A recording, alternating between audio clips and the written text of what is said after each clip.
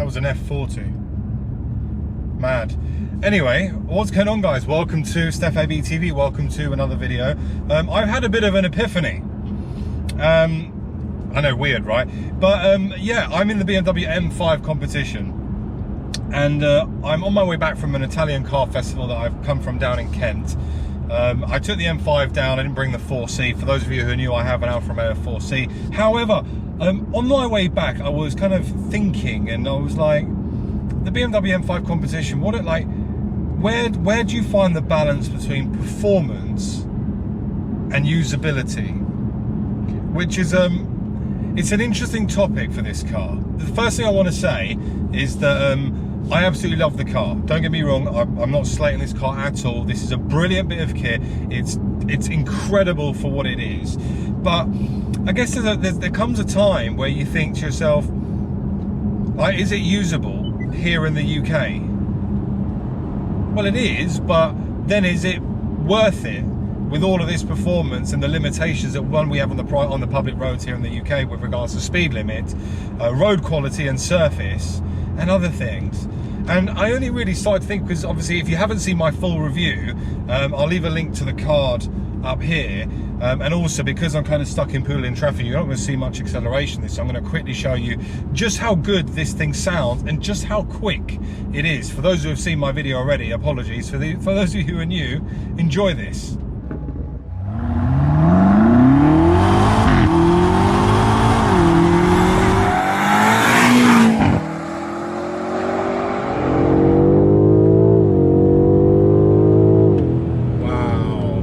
Now, as you've just seen, there is no question about the performance of this car. I mean, literally a car that can do 0 to 60, on paper it's 3.3, but everyone's timed it at 3.1. So I'm going to go with 3.1. A car that can do 0 to 60 in 3.1 is ridiculous. And also the fact that it can house a family easily in here and provide them with unbelievable amounts of luxury, whilst going so fast. It's a combination that really does still blow my mind. But the thing that made me want to make this video is the fact that on the way back home, I accidentally flicked a switch on the trip computer, which showed me an MPG meter. Wrong thing to do, by the way, in this thing, because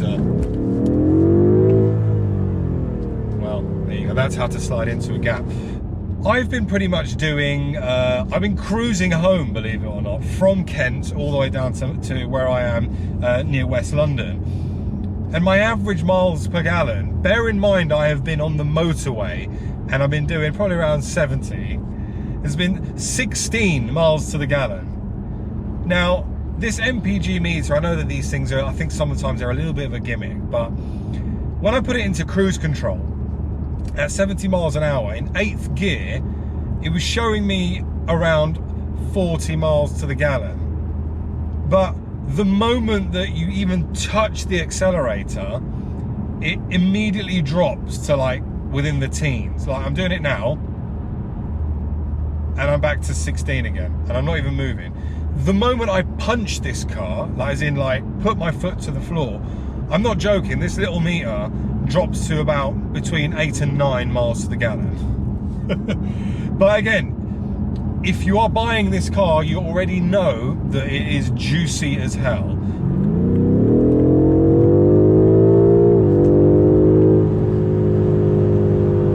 It is clinical though, absolutely clinical. You're able to just find your spot and go. That is one of the great things about this car. And I probably just damaged the MPG even more. Yeah, the other thing is that BMW gave me this car for a very short period of time, kind of in between bookings. So I've only had it for about 4 days, of which one day I didn't drive it because I was out filming with the 4C. I filmed the review yesterday, and it was on a full tank. It is now probably, I'd say, what, about 24 hours later, and I'm approaching the reserve. So I've pretty much done a full tank in about 24 hours. A full tank on one of these cars, so this is a 68 litre tank. A full tank, given, you know, V-Power prices nowadays, you're probably paying close to 100 quid. So I've burnt 100 quid in 24 hours on fuel. It's been a brilliant 24 hours, mind you. I've very much enjoyed myself. I very much enjoyed planting my right foot firmly to the ground and feeling how quick this is, and feeling the 0 to 60. But it just puts things into perspective. Now, the thing that I can compare it most to is this car is obviously, it's a luxury, it's got performance, it does everything. It does everything really well, and it does it so well. The comfort in here is incredible. So from a usability perspective, from a comfort factor, interior perspective, it's amazing. I always like to use my missus as an example. I took her out in this yesterday. She absolutely loved it. You know, she was really embracing the luxury feel of this car. She couldn't stop like complimenting the seats and the ride comfort when I was in comfort mode. Until I put my foot down, and then she absolutely crapped herself, completely crapped herself. In fact, the Ferrari F40 is just on a couple of cars that I'm going to pull over. We might be able to see it because you don't see one of those every day. So I'll pull over as I keep talking. Keep an eye out over here because you'll see it coming. But the BMW M5 Competition, obviously, being the fact that it is luxury and performance all is one, I don't know, it's just, I find it,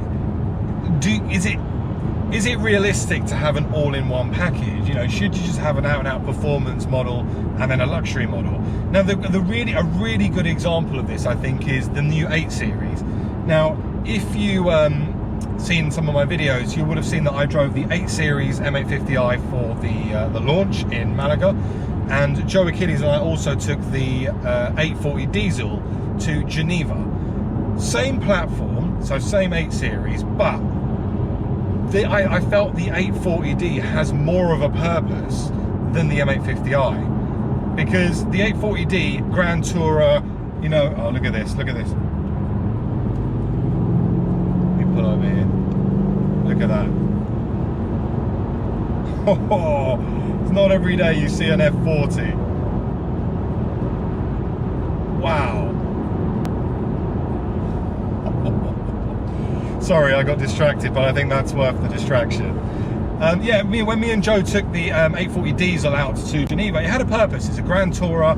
We were doing very good MPG. In fact, we almost did 1,000 miles on one tank of fuel. That's how good it was. Whereas with the M850i, similar story to this, we chewed through petrol like there was no tomorrow, but we enjoyed the performance. So I guess from a usability perspective here in the UK, are you ever going to be able to really, truly maximise the performance of this car? Not really.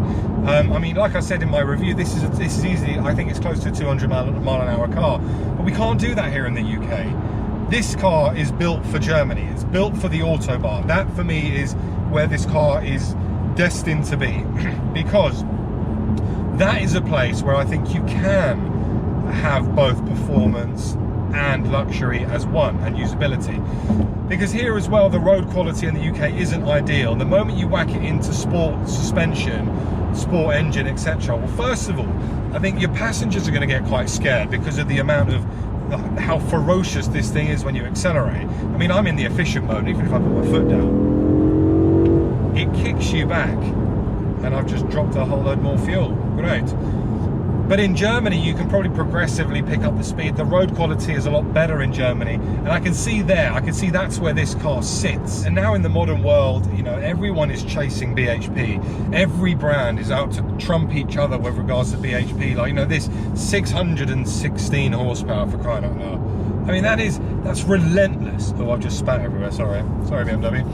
That's relentless.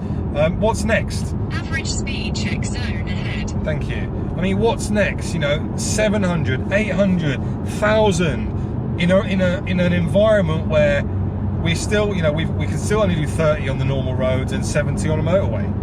You know, we haven't changed the road limits, we haven't changed the speed limits, yet cars just keep getting better and better and better. So your usability versus performance, actually, it just keeps, in fact, I don't need you anymore, you can be quiet, thank you very much. The car industry is evolving at such a rapid pace where, I mean, 3 seconds to 60 in a car that weighs nearly 2 tons, yet we can't improve the road network, so we won't raise speed limits, although the cars are so capable of doing so much more.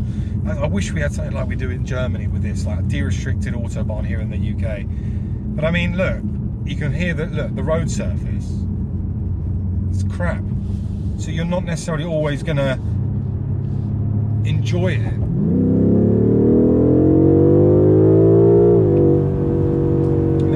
national speed limit and I've got to slow down again. This has got so much more to give, but I just can't use it here. I'm not taking anything away from this car. I want to make sure that comes across very clear. I flipping love this thing. I think it's unbelievable, genuinely. And I know I've said it a number of times, but honestly, there are not many cars out there that will perform like this does. The torque is relentless. It does everything so well. But on the way home today, I just kind of had that thought. I thought, you know what, it's worth a video, because in this day and age, cars are just becoming too fast. And you can't use all of that performance. And I touched earlier on about the fact that you're going to need deep pockets for this thing. Like I said, this has got a 7.5 grand ceramic brake option. You know, once you eventually burn through those, I mean, the discs will probably cost you about 4 grand. That's not quoted. I'm just assuming based on the fact that the ceramic discs tend to cost an absolute fortune. This will cost an absolute fortune. I mean, the engine cover on this car, if you opt for the carbon fiber engine cover, that costs £1 grand, £1,000 for a car, for an engine cover. Honestly, the prices of cars nowadays are really, really going through the roof. But I genuinely like this. This goes back to BMW tomorrow, but I love it. I absolutely love it. But from a practicality, usability and performance perspective, I think there is such a mismatch. And again, nothing to do with the car. I just think that the car is built to deliver everything. I just don't think the road network is ready for something like an M5 competition.